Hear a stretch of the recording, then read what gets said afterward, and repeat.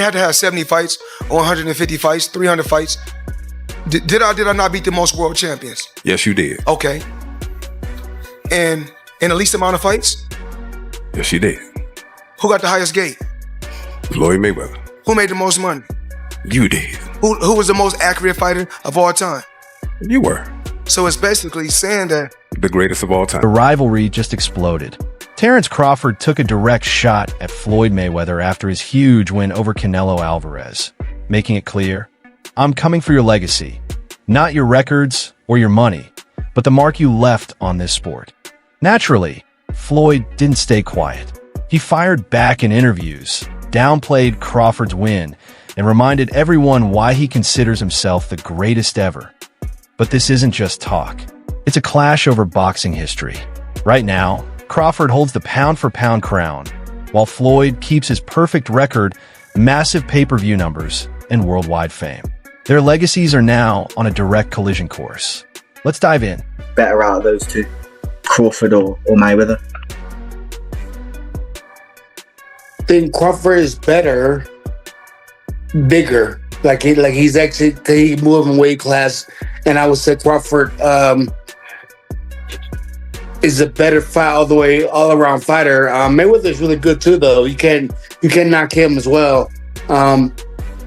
He's very talented. It would have been a tough fight, but I think Crawford would have the edge over Mayweather because of the long arms and because it's bigger.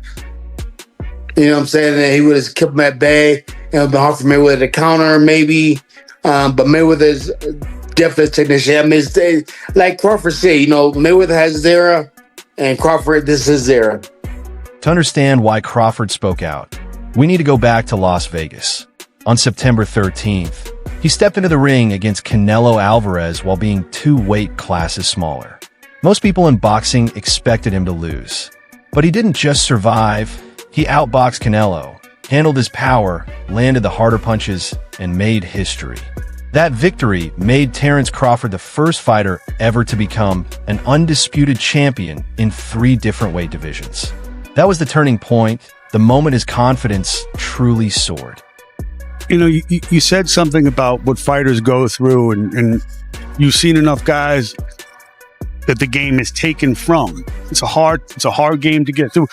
Can you get a better ending than tonight? I mean, really? Not at all. Not at all. This is the top of the top. Canelo is, an all-time great. Like I said before, he's the last one. He was the A side of the age. There's no more Canelos, so, there's no more. So, when you look around, you say, I'm the Canelo, I'm the face of boxing now, and I'm the best pound for pound fighter in the world, like I always been. Just gotta wait and see. Exactly. This wasn't just another win. It was a moment that defined his legacy. A victory like that doesn't just add a number to your record. It changes the whole conversation about what's possible in boxing. Look, I really keep up with him. He was too fast. His feet, footwork was too good. Do you think the scores was right on, or do you think maybe it was a little more towards Bud? What was the scorecards? 115, 113, 116, 112. Yeah, that's about right. Yeah. I feel like Bud damn near basically went every round. So yeah. Honestly. But yeah, that's about right. You can say that. Now, with this accomplishment, Keyshawn, is he on the Mount Rushmore of boxers? Yeah. Yes. Yeah. Yeah. 3-time undisputed. He just beat Canelo. Yeah. The face of boxing. So now you can say Bud is the face of boxing. Greatest of all time, or? Greatest of all time. Yeah. I don't feel like it can never be one great, but he definitely one of the greatest of all time, for sure. That's when the conversation completely shifted. Fans weren't just calling Bud the best fighter today. They started asking the bigger question. Is Terence Crawford now better than Floyd Mayweather? That's what really sparked the tension. Floyd built his entire legacy, the Money Mayweather brand, on being unbeatable and untouchable. But Crawford's skill, especially in his fight against Canelo, has been so undeniable that people are starting to question Floyd's place in history. It's no longer just about an undefeated record.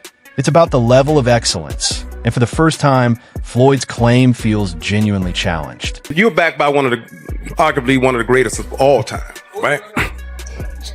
What are we rating ourselves on? What are we rating on? Okay. Well, we gonna know. In the least amount of fights, you know, I didn't have to have 70 fights, 150 fights, 300 fights. Did I not beat the most world champions? Yes, you did. Okay. And in the least amount of fights? Yes, you did. Who got the highest gate? Floyd Mayweather. Who made the most money? You did. Who was the most accurate fighter of all time? You were. So it's basically saying that... The greatest of all time. Okay. All right. That's exactly why Crawford spoke up. He isn't just taking on the fighter. He's questioning the story Floyd has spent decades building. Crawford's message wasn't about calling Floyd into the ring right now.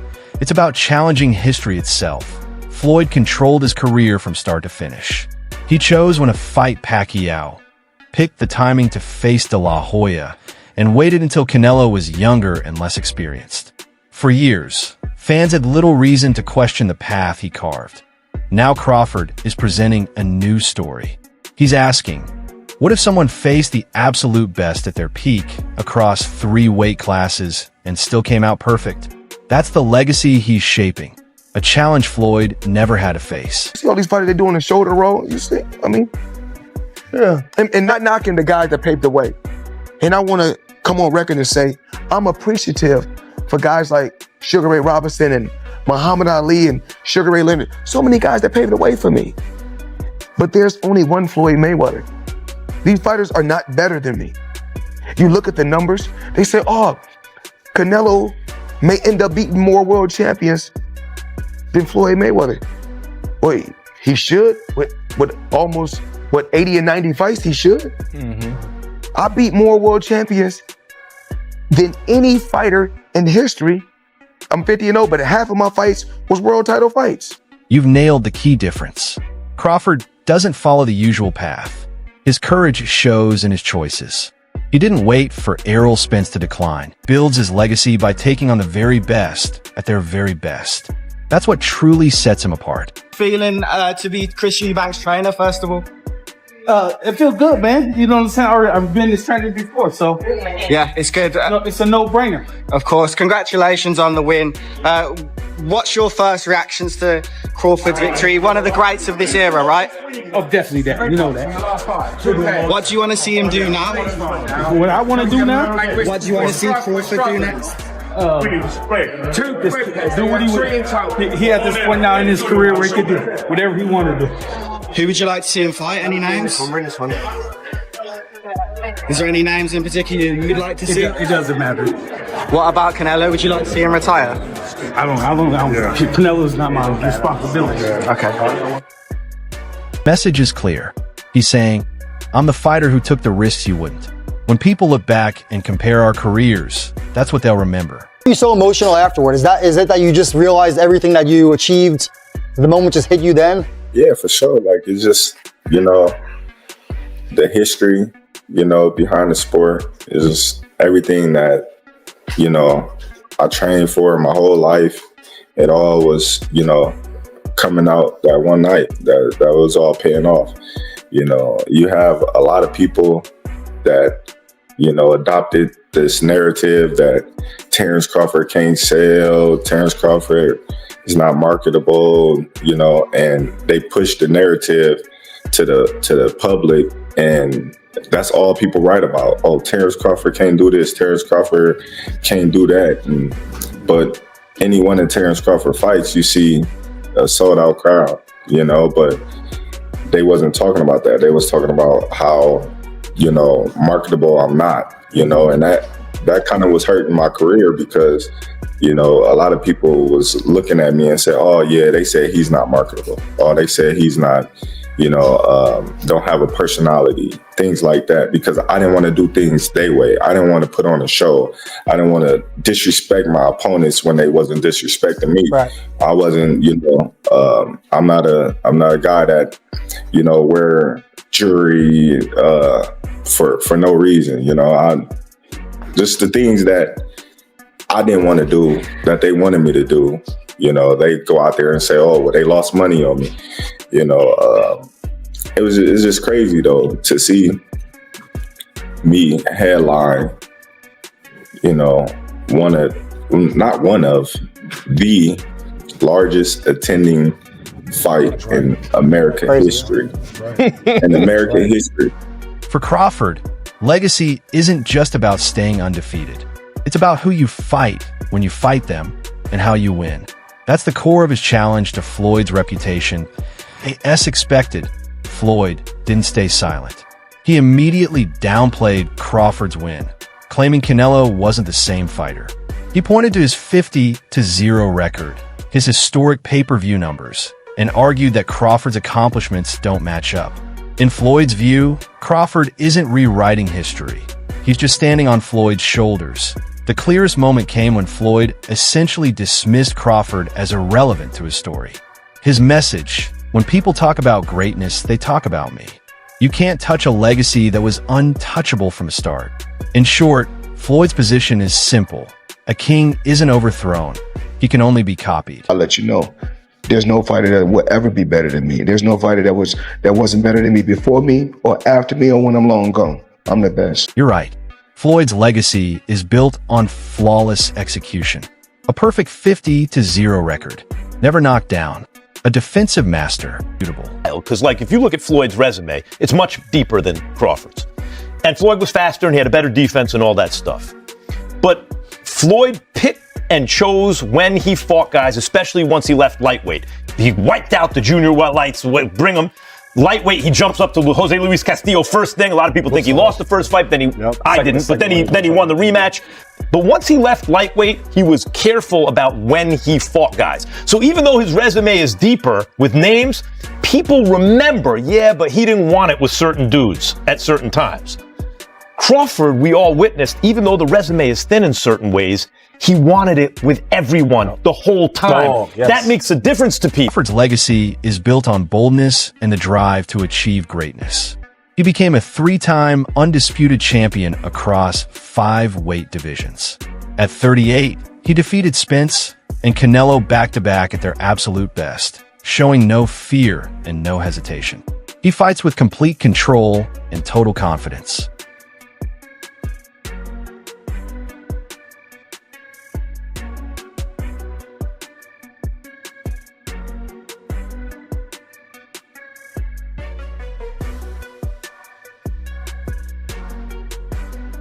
The core of this challenge is a choice.